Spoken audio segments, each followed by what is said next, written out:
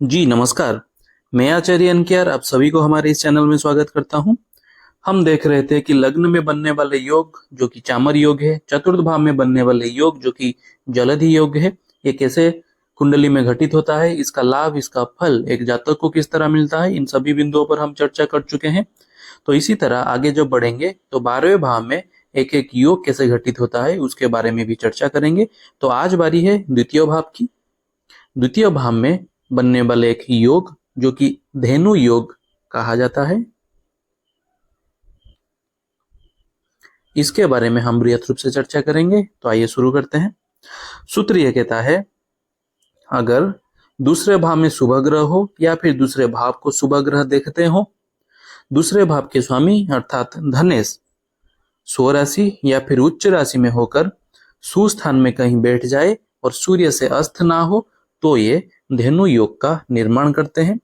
तो आइए कुंडली में मैं घटित करके दिखाता हूं। मैं एक काल पुरुष की कुंडली ले रहा हूं। आपका लग्न, आपका कुंडली चाहे किसी भी लग्न किसी भी राशि का हो, आप बेहद आसानी से इसको लागू करके देख सकते हैं सूत्र के माध्यम से। तो काल पुरुष के कुंडली में द्वितीय भाव में वृषभ राशि बनता है।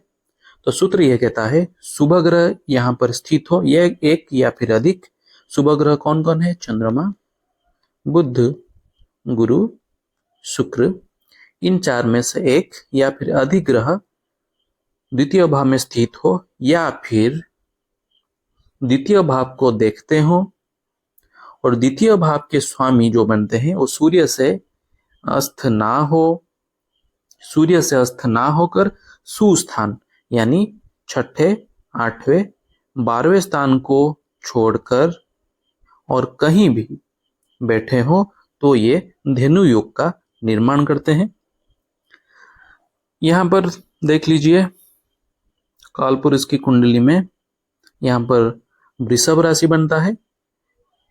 इस भाव को चंद्रमा, बुध, गुरु, शुक्र में से कोई एक देखता हो या फिर यहां पर स्थित हो जाए, या फिर दूसरे भाव के स्वामी कौन बनते हैं? शुक्र।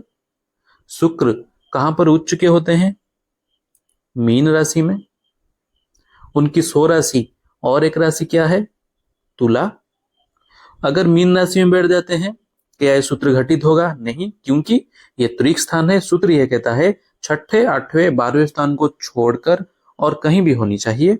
तो यहां पर यह सूत्र घटित नहीं होगा। तो बाकी रहा दो भाव, शुक्र चाहे द्वितीय स्थान में हो या फिर सप्तम स्थान में और सूर्य से अस्त ना हो, तो ये योग बन जाएगा। और एक बार बेहद आसानी से बता देता हूं, द्वितीय भाव में इन चार में से कोई एक या फिर अधिक ग्रह बैठते हो या फिर दृष्टि संबंध बनाते हो या फिर द्वितीय सुस्थान में स्व राशि या फिर उच्च राशि में स्थित हो जाए, सूर्य से अस्त ना हो, तो ये धेनु योग का निर्माण करते हैं। तो द्वितीय भाव किसका है? द्वितीय भाव धन का है, धन संचय का है। अगर एकादश भाव लाभ है, 12वां भाव व्यय है, द्वितीय भाव संचय है।